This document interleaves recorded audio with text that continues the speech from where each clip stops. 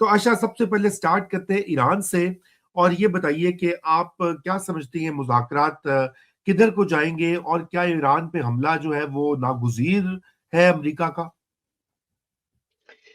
رضا وہ مزیدار سیریل نہیں ہوتا جس کے بے شمار ایپیسوڈز ہوتے ہیں اور ہر ایپیسوڈ پہ بندے کا دل دھڑکتا ہے اور بندہ کہتا ہے یار اب اگلا ایپیسوڈ کب آئے گا.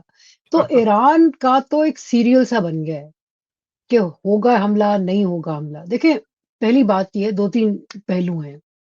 پہلی بات تو یہ ہے کہ گو کہ ڈونلڈ ٹرمپ نے کلیم کیا تھا پہلا ابھی تک the only attack on Iran کہ ان کی انفیکٹو کر دی ہے ان کی کیپیسٹی. لیکن بعد میں جو رپورٹس آئی ہیں نیوکلیر کیپیسٹی، لیکن بعد میں جو رپورٹس آئی وہ یہ ہے کہ کوئی اتنی خاص فرق نہیں پڑا. اچھا، دوسری طرف آپ یہ دیکھیں کہ اس سارے گیم میں ایک اور بھی پلیئر ہے جسے اسرائیل کہتے ہیں. اسرائیل کا زیادہ ایکسٹینسو ایک پلان ہے. اسرائیل جو ہے وہ چاہتا ہے کہ ایک جو خبر ہے وہ یہ جو لوگ گفتگو کرتے ہیں کہ اسرائیل چاہ رہا ہے کہ اس کو نہ صرف کہ دیکھیں سیریا کی طرح ایک سچویشن، سیریا لیبیا کی طرح بنانا چاہ رہے ہیں ایران کو، جس کے 4 ٹکڑے ہوں اور بالکل کلیپس اسٹیٹ کا، تاکہ اسٹیٹ انفیکٹو ہو جائے، اس کا میزائل پروگرام جو ہے تباہ ہو جائے. مطلب جب ریاست ٹوٹے گی، اس کے ٹکڑے ہوں گے تو پاور بھی ڈسپرس ہوگی اور ریڈیوس ہوگی. تو ایک طرف وہ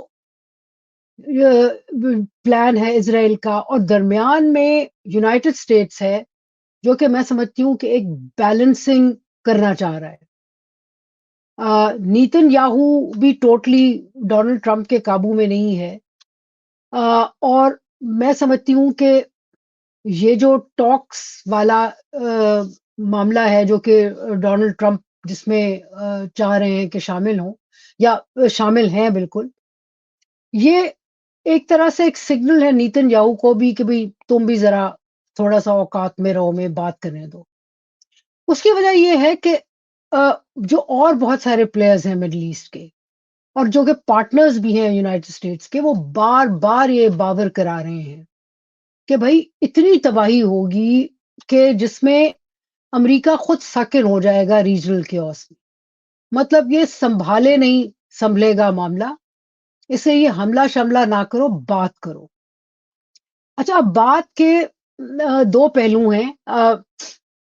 بہت پریشانی ہوئی کیونکہ کوئی 12-13 گھنٹے پہلے سوشل میڈیا پہ آیا کہ جناب وہ استنبول والی ٹاکس جو ہیں وہ کینسل ہو گئی. تو وہ یہ تو بہت مسئلہ ہو گیا ہے.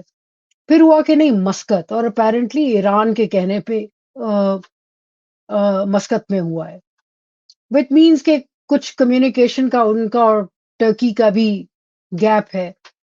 اور دوسری طرف آپ نے ذکر کیا کہ جی پاکستان کی پریزنس بھی مشکوک ہو گئی ہے. اس کی وجہ یہ ہے کہ پاکستان ریپرزینٹ کر رہا ہے، پاکستان وہاں آیا تھا سعودی عربیہ کی فرمائش پہ، سعودی عربیہ کے انٹرسٹ اور اس علاقے کے عرب اسٹیٹس کے انٹرسٹ. ایران دیکھ رہا ہے اپنے انٹرسٹ.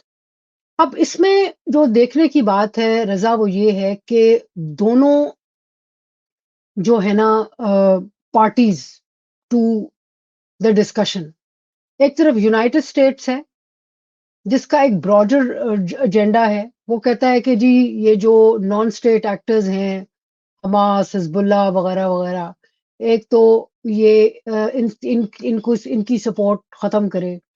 دوسرا وہ ان کے بیلسٹک میزائل پروگرام جو ہے اس کو بھی پیچھے کرنا چاہ رہے ہیں.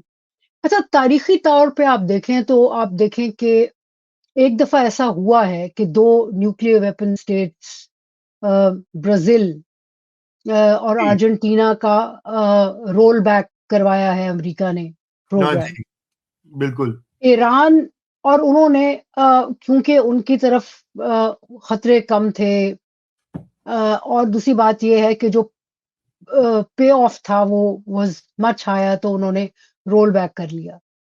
Iran on the other hand roll back کرنے کو تیار نہیں ہے، ہوں اتنا ہی ایڈمنٹ ہے وہ کہہ رہا ہے کہ بھئی اچھا ٹھیک ہے، جو امریکن ایک پوزیشن ہے یا کچھ لوگ ہیں امریکہ کو کہہ رہے ہیں کہ بھئی تھوڑا سا ان کے منہ میں دانہ ڈالو، کوئی سینکشنز میں نرمی لاؤ، لوگوں کو کھانا پہنچے، لوگوں کو فیسیلیٹیٹ کرو، اور کچھ ان سے اس قسم کی بات کرو.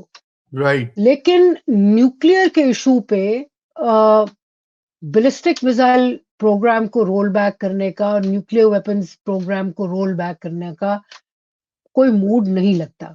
جی عائشہ، یہ میں اس میں ذرا اضافہ کر دوں کہ پروکسیز کا جو ہے نا ایک بہت بڑا مسئلہ یہ کہ بھئی پروکسیز جو ہیں وہ ایران نے جیسے پہلے ایک پالیسی رکھی ہوئی تھی نا کہ ادھر ایک پروکسی دوسری پروکسی، وہ ہے کہ جی وہ نہیں ہونی چاہیے. Now that is something that I wanted to also ask you کہ یہ کس حد تک ایران کو قابل قبول ہوگا؟ دیکھیں بات یہ ہے کہ یہ again part of the larger frame work نا، مطلب کہ اگر آپ اس کو دیکھیں، ایران میں بھی کوئی ایک ایکٹر نہیں نا، ایک تو جو اسٹیٹ ہے، گورنمنٹ ہے وہ ہے، پھر جو ریولوشنری گارڈز ہیں کریکٹ. وہ الگ ہیں، تو ان کی اپنی لابی، ان کی اپنی کنیکشنز ہیں، کون کس وقت کس کو کیا مدد کر رہا ہے. اور دوسری بات یہ ہے کہ ایران اگر سمجھتا ہے کہ اس کی سروائیول اسی میں ہے کہ وہ ایک ہاکش پالیسی رکھے، تو پھر it will continue to support. Right. لیکن آپ یہ دیکھیں کہ جیسے سعودی عربیہ ہوتیز سے بات کر رہا ہے، اور ہوتیز کا پہ بڑا انفلوئنس ایران کا تھا، لیکن آج کے دن میں تو ہوتیز کے ساتھ اسرائیل بھی گفتگو کر رہا ہے. اور صحیح دیکھنا ہے. یہ ہے کہ نان اسٹیٹ ایکٹرز جو ہیں، جو پراکسیز ہیں، وہ بالکل دیکھیں ایک تھیوریٹیکل سی بات ہے کہ پراکسیز کئی دفعہ ٹوٹلی آپ کے قابو میں نہیں رہتے، اسپیشلی کہ جب ریاست کو اتنی چیلنجز کا سامنا ہو. جبکہ اس وقت ایران اب وہ والا ابھی ایران نہیں ہے جو کہ آج سے 5-10 سال پہلے تھا، بلکہ now it phases greater challenges. تو جو پراکسیز ہیں ان کے، وہ بھی اپنا اور بندوبست بھی تو دیکھ رہے ہوں گے. دیکھ رہے ہو بالکل.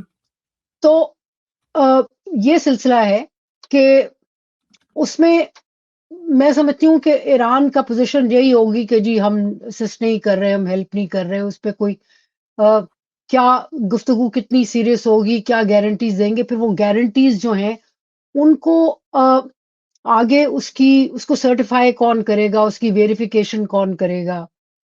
یہ میں کہ یہ گفتگو شروع ہوئی ہے ایک جو کہ خوش آئند بات ہے. کیا امیجیٹ اس سے کوئی رزلٹ نکلے گا؟ جواب ہے نہیں.